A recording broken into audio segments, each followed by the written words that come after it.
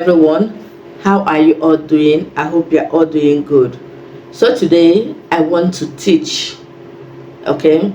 Yes, I want to explain this topic to the lowest minimum that everybody can understand. So I will try to speak one so that everybody will understand what I am saying. So today's topic is on spiritual spouse. I have gotten a lot of questions on it on my WhatsApp under my comment section where I've made videos about it. After settling your spiritual spouse, you will still see it in the dream. You will still see it coming to you after some time. There is a particular thing that causes it, which is a covenant, ancestral covenant. This topic is deep. Like I always tell you, spiritual spouse is a very broad topic. If I begin to talk about it, it's going to take me more than an hour. Now, for those that have settled theirs and they still see it constantly, this could be the problem. Because this particular lady, before she came to me, when she came for consultations, I told her she has spiritual spouse.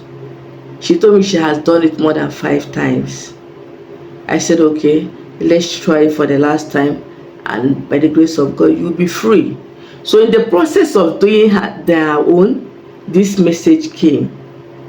I thank God she listened to me when I called her. She listened and said anything it will take her to be free from it, that she's ready. Now, what the message I got was, her own spiritual spouse was an ancestral covenant her forefathers took. They made it in such a way that they worship a female idol. Okay? That female idol wants women from the family to continue to worship it. That is why they are finding it difficult to get married in her family. So when I told her, during the consultation, I told her there is an idol in your father's house. She said, no, not all of them are Christians. I said, yes, all of you are Christian, but there is an idol that has been existing before you were born. If your father is alive, you can ask him, or if you have an elderly person. She said her father was late and she was going to ask the mom. So after 2 days, she got back to me that she asked the mom. The mother was not really explaining what she could understand, but all she knows is a way forward. So we continued from there. Now, some people, when you tell them there is an idol in their father's compound, some of them will feel that maybe you're just trying to lie, you're just trying to do 1 or 2 things, things like that. Even if you come from a Christian family, you sure to worship God. You everywhere is church in your compound. Once an idol have stepped in that compound and the idol was not settled, the idol was not returned back to where it was brought, it is going to affect generations to generation until a proper thing is done. Even if your father is a pastor, it is going to affect all of you. Even if the eldest man in that compound is a bishop, it is going to affect all of you until you do the right thing. Some of you, your fathers know, but because they feel that they are going to church, they are not Christian, that they have no business with those things, without knowing that there is a covenant the people that brought that idol has made to that idol. And once you are unable to fulfill it, it will start disturbing the peace of that family. Some of them even go as far as killing people in that family.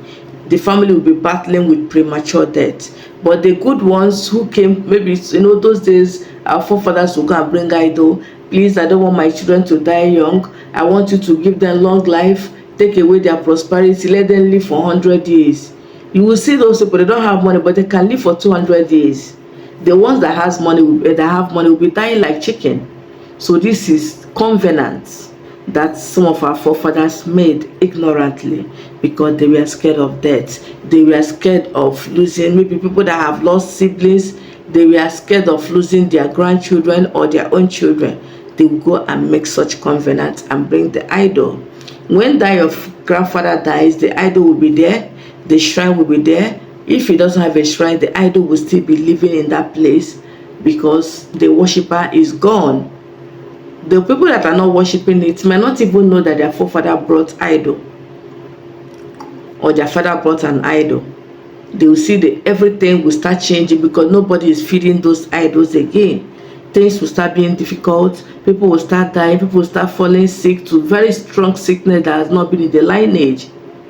So when you constantly have people who fall sick, who go to the hospital, who have these terminal sicknesses that were not in your generation, check very well, ask questions, do consultations. You will notice that there might be an idol that your forefathers must have taken covenant with, and nobody is ready to keep pouring schnapp and blood on the idol. The idol will get angry and start doing opposite of why they brought him or her to the family. Now, this particular lady that made me to make this video, sorry, I obtained permission from her. In her own case, the forefather brought an idol, and it was a female idol. The female idol, the promise they made to her is the women in the family will marry her, will worship her, they will cherish her, that she's going to protect them. The ones that will marry, she's going to guide them in their husband's house. The ones that, just like any woman in that generation will be under her control, the idol will take care of her. The idol will even help select the husband, things like that. They made a lot of covenants to that idol.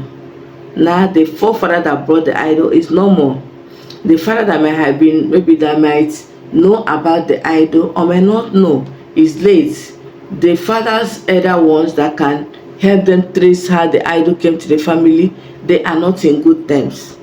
Those ones, from what I told her, I noticed that they have gone to do their own. They have removed themselves from the idol, so they are doing well. You now, they have shifted everything to your own family, and everything is standstill.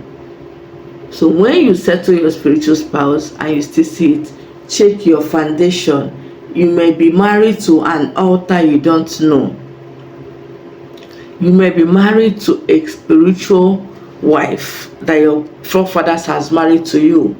You may be married to a spiritual husband that your forefathers has married to you, unknowingly to you.